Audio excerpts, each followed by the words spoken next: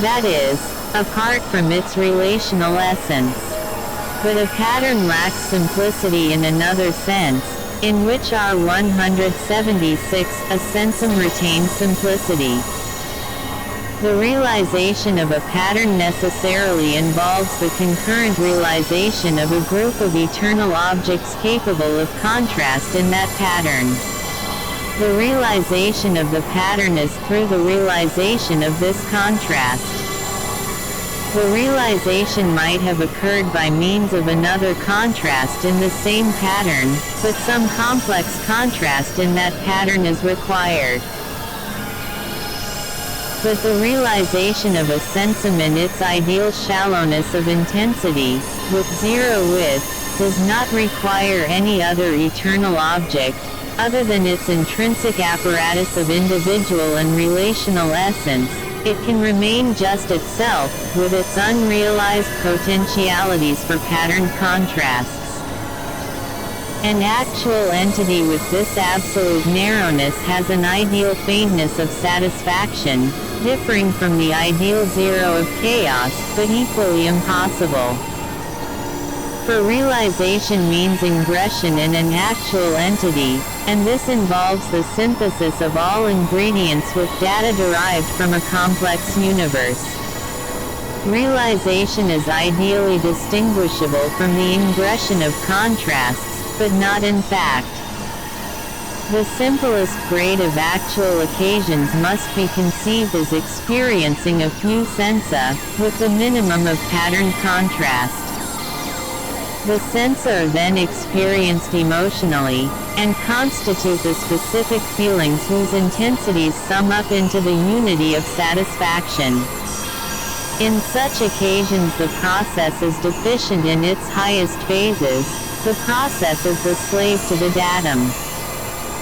There is the individualizing phase of conformal feeling, but the originative phases of supplementary and conceptual feelings are negligible. Section IV. According to this account, the experience of the simplest grade of actual entity is to be conceived as the unoriginative response to the datum with its simple content of sensa. The datum is simple, because it presents the objectified experiences of the past under the guise of simplicity. Occasions A, B, and C enter into the experience of occasion M as themselves.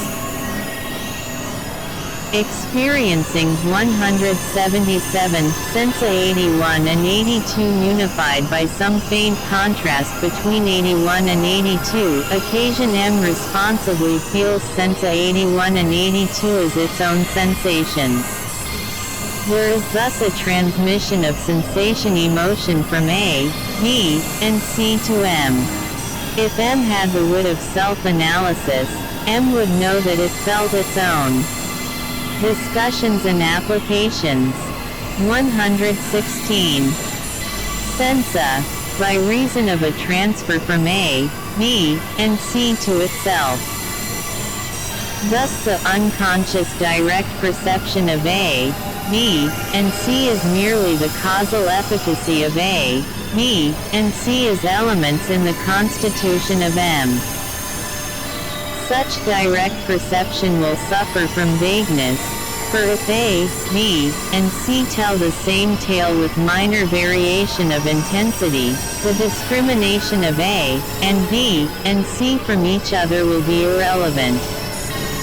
There may thus remain a sense of the causal efficacy of actual presences, whose exact relationships in the external world are shrouded.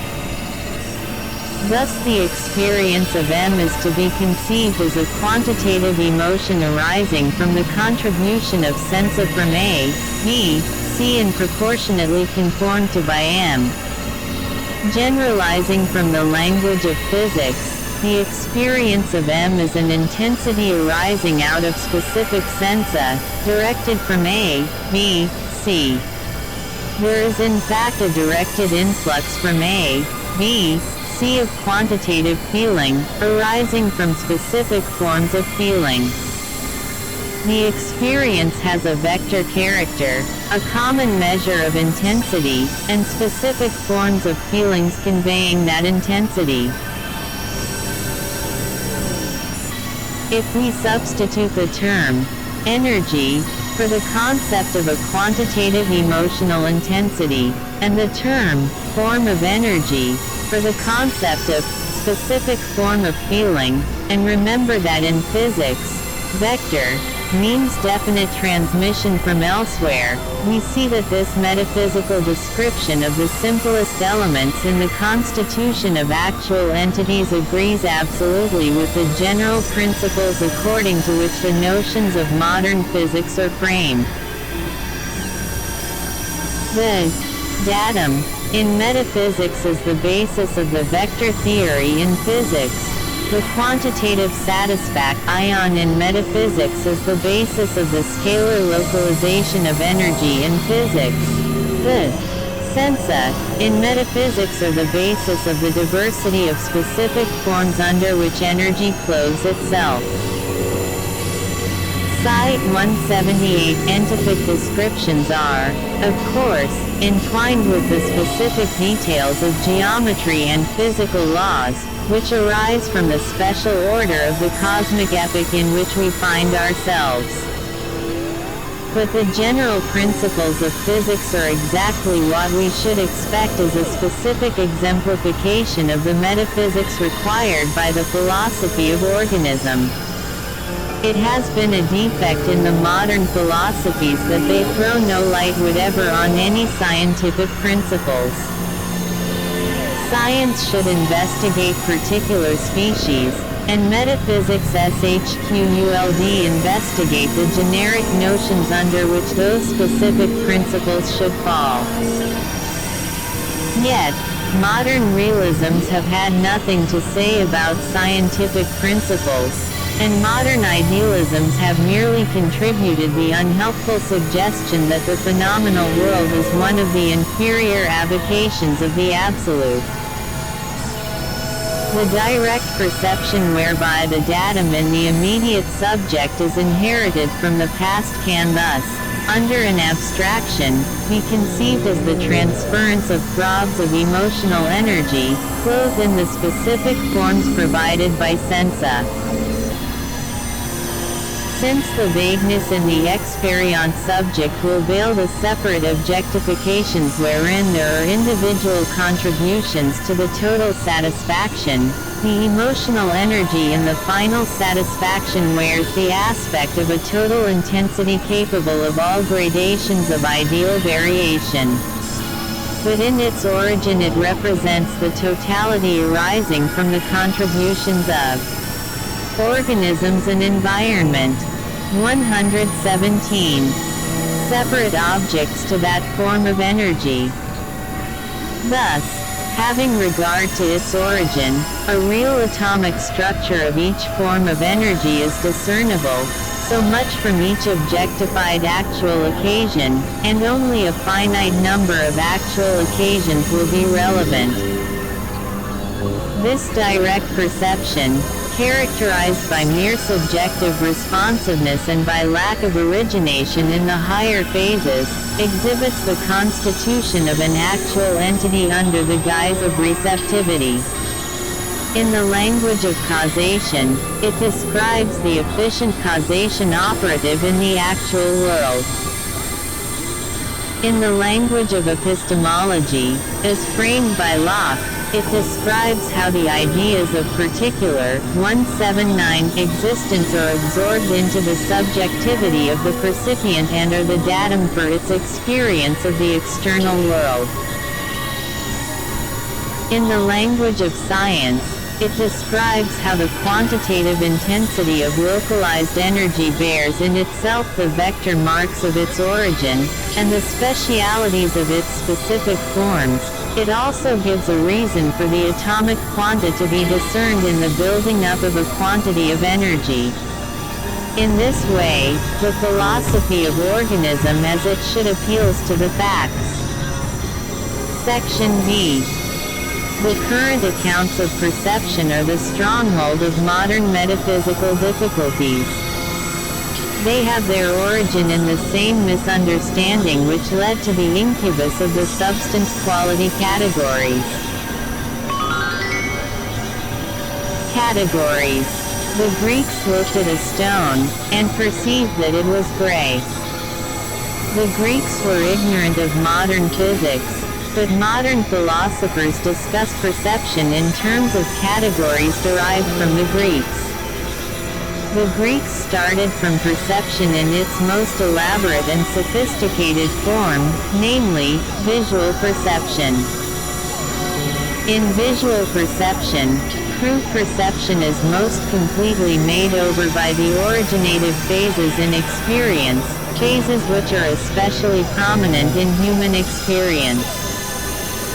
If we wish to disentangle the two earlier prehensive phases, the receptive phases, namely, the datum and the subjective response from the more advanced originative phases, we must consider what is common to all modes of perception, amid the bewildering variety of originative amplification. On this topic I am content to appeal to Hume. He writes, "But my senses convey to me only the impressions of colored points, disposed in a certain manner. If the eye is sensible of anything further, I desire it may be pointed out to me." One and again, it is universally allowed by the writers on optics, that the eye at all times sees an equal number of physical points, and that a man's 180 on the top of a mountain has no larger an image presented to his senses than when he is cooped up in the narrowest quarter chamber. 2. In each of these quotations Hume explicitly asserts that the eye sees. 1 treatise, B.K. I, plus Part 2, Sect. 3, italics not his. 2 treatise, B.K. I, Part 3, Sect. X, asterisk. 118, discussions and applications. The conventional comment on such a passage is that Hume, for the sake of intelligibility, is using common forms of expression, that he is only really speaking of impressions on the mind, and that in the dim future, some learned scholar will gain reputation by amending I into ego. The reason for citing the passages is to enforce the thesis that the form of speech is literary and intelligible because it expresses the ultimate truth of animal perception. The ultimate momentary ego has as its datum the I is experiencing such and such sights. In the second quotation, the reference to the number of physical points is a reference to the excited area on the retina. Thus the I is experiencing such and such sights is passed on as a datum, from the cells of the retina, through the train of actual entities forming the relevant nerves, up to the brain. Any direct relation of eye to brain is entirely overshadowed by this intensity of indirect transmission. Of course this statement is merely a pale abstraction from the physiological theory of vision. But the physiological account does not pretend to be anything more than indirect inductive knowledge.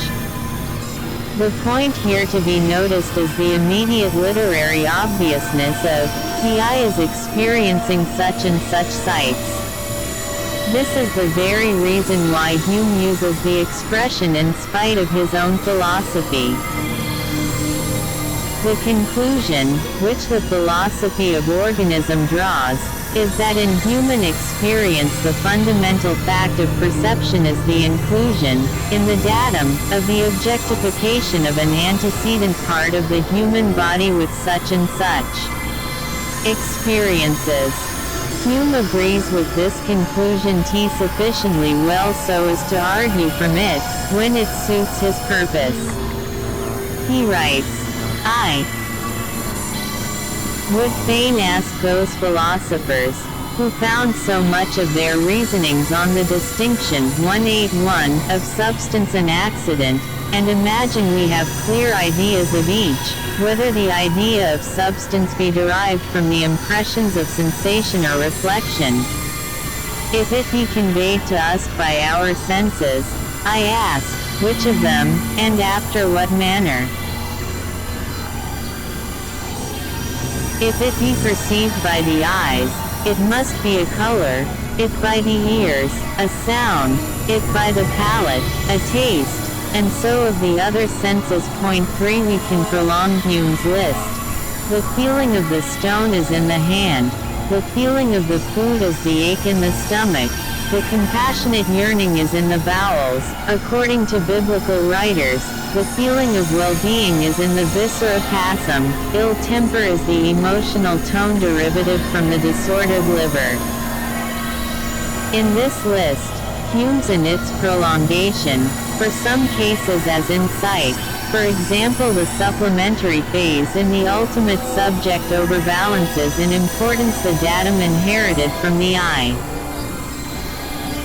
In other cases, as in touch, the datum of the feeling in the hand maintains its importance, however much the intensity, or even the character, of the feeling may be due to supplementation in the ultimate subject.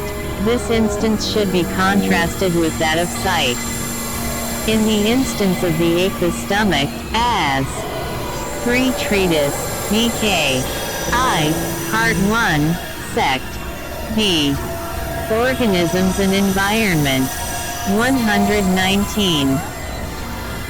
Datum is of chief importance, and the food, though obscurely felt, is secondary at least, until the intellectual analysis of the situation due to the doctor, professional or amateur. In the instances of compassion, well-being, and ill temper, the supplementary feelings in the ultimate subject predominate, though there are obscure references to the bodily organs as inherited data. This survey supports the view that the predominant basis of perception is perception of the various bodily organs, as passing on their experiences by channels of transmission and of enhancement. It is the accepted doctrine in physical science that a living body is to be interpreted according to what is known of other sections of the physical universe. This is a sound axiom, but it 182 is double-edged. For it carries with it the converse deduction that other sections of the universe are to be interpreted in accordance with what we know of the human body. It is also a sound rule that all interpretation should be based upon a vera causa. Now the original reliance upon the gray stone has been shown by modern physics to be due to a misapprehension of a complex situation, that we have direct knowledge of the relationship of our central intelligence to our bodily feelings. According to this interpretation, the human body is to be conceived as a complex amplifier, to use the language of the technology of electromagnetism. The various actual entities, which compose the body, are so coordinated that the experiences of any part of the body are transmitted to one or more central occasions to be inherited with enhancements accruing upon the way, are finally added by reason of the final integration. The enduring personality is the historic root of living occasions which are severally dominant in the body at successive instants. The human body is thus achieving on a scale of concentrated efficiency a type of social organization, which with every gradation of efficiency constitutes the orderliness whereby a cosmic epoch shelters in itself intensity of satisfaction. The crude aboriginal character of direct perception is inheritance. What is inherited is feeling tone with evidence of its origin, in other words, vector feeling tone. In the higher grades of perception, vague feeling tone differentiates itself into various types of sense, those of touch, sight, smell, etc., each transmuted into a definite prehension of tonal contemporary nexus by the final percipient. Section B. In principle, the animal body is only the more highly organized and immediate part of the general environment for its dominant actual occasion, which is the ultimate phi 83 percipient. But the transition from without to within the body marks the passage from lower to higher grades of actual occasions. The higher the grade, the more vigorous and the more original is the enhancement from the supplementary phase. Pure Recept. 120. Discussions and applications. Activity and transmission give it place to the trigger action of life, whereby there is release of energy in novel forms. Thus the transmitted datum acquires sensa-enhanced in relevance or even changed in character by the passage from the low-grade external world into the intimacy of the human body. The datum transmitted from the stone becomes the touch feeling in the hand, but it preserves the vector chiracted of its origin from the stone. The touch feeling in the hand with this vector origin from the stone is transmitted to the percipient in the brain. Thus the Phena 1 perception is the perception of the stone through the touch in the hand. Ere this perception, the stone is vague and faintly relevant in comparison with the hand. But, however dim, it is there. In the transmission of inheritance from A to B, to C, to D, A is objectified by the eternal object 5 is a datum for B, where 5 is a sensum or a complex pattern of sensa. Then B is objectified for C. But the datum for B is thereby capable of some relevance for C, namely, A is objectified for B becomes re-objectified for C, and so on to D, and throughout the line of objectifications. Then for the ultimate subject M, the datum includes A is thus transmitted, B is thus transmitted, and so on. The final objectifica. Tions for M are effected by a set 51T of eternal objects, which is a modification of the original group 5. The modification consists partly in relegation of elements into comparative irrelevance, partly in enhancement of relevance for other elements, partly in supplementation by eliciting into important relevance some eternal objects not in the original 5. Generally there will be vagueness in the distinction between A, and B, and C, and D, etc., in their function as components in the datum for M. Some of the line, A and C for instance, may stand out P84 with distinctness by reason of some peculiar feat of original supplementation which retains its undimmed importance in subsequent transmission. Other members of the chain may sink into oblivion. For example, in touch there is a reference to the stone in contact with the hand, and a reference to the hand, but in normal, healthy, bodily operations the chain of occasions along the arm sinks into the background, almost into complete oblivion. Thus M, which has some analytic consciousness of its datum, is conscious of the feeling in its hand as the hand touches the stone. According to this account, perception in its primary form is consciousness of the causal efficacy of the external world by reason of which the percipient is a concrescence from a definitely constituted datum. The vector character of the datum is this causal efficacy. Thus perception, in this primary sense, is perception of the settled world in the past as constituted by its feeling tones, and as efficacious by reason of those feeling tones. Perception, in this sense of the term, will be called perception in the mode of causal efficacy. Memory is an example of perception in this mode. For memory is perception relating to the data from some historic root of ultimate percipient subjects MI, M2, MG, etc., leading up to M, which is the memorizing percipient. Organisms and environment. 121. Section 7. It is evident that perception in the mode of causal efficacy is not that sort of perception which has received chief attention in the philosophical tradition.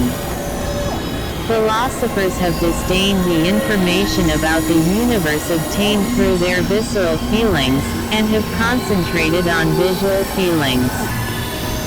What we ordinarily term our visual perceptions are the result of the later stages in the concrescence of the percipient occasion. When we register in consciousness our visual perception of a gray stone, something more than bare sight is meant. The stone has a reference 185 to its past, when it could have been used as a missile if small enough, or as a seat if large enough. A stone has certainly a history, and probably a future. It is one of the elements in the actual world which has got to be referred to as an actual reason and not as an abstract potentiality. But we all know that the mere sight involved, in the perception of the gray stone, is the sight of a gray shape contemporaneous with the percipient, and with certain spatial relations to the percipient, more or less vaguely defined. Thus the mere sight is confined to the illustration of the geometrical perspective relatedness of a certain contemporary spatial region to the percipient, the illustration being effected by the mediation of gray. The sensum gray rescues that region from its vague confusion with other regions. Perception which merely, by means of a sensum, rescues from vagueness a contemporary spatial region, in respect to its spatial shape and its spatial perspective from the percipient, will be called perception in the mode of presentational immediacy. Perception in this mode has already been considered in Part 2, Chapter 2. A more elaborate discussion of it can now be undertaken. Point 4. The definition, which has just been given, extends beyond the particular case of sight. The unraveling of the complex interplay between the two modes of perception, causal efficacy and presentational immediacy, is one main problem of the theory of perception. Point 5. The ordinary philosophical discussion of perception is almost wholly concerned with this interplay, and ignores the two pure modes which are essential for its proper explanation. The interplay between the two modes will be termed symbolic reference. 186. Such symbolic reference is so habitual in human experience that great care is required to distinguish the two modes. In order to find O. 5. 4. Also cf. T. Subsequent discussions in Parts 3 and IV. Cf. My Barber Page Lectures, Symbolism, Its Meaning and Effect, delivered at the University of Virginia, April, 1927, New York, Macmillan, 1927, Cambridge University Press, 1928. Plus another discussion of this question is there undertaken, with other illustrations. Cf. Also Professor Norman Kemp Smith's Prolegomena to an Idealist Theory of Knowledge, Macmillan, 1924. 122. Discussions and applications. Various examples of the pure mode of causal efficacy. We must have recourse to the viscera and to memory, And to find examples of the pure mode of presentational immediacy we must have recourse to so-called delusive perceptions. For example, the image of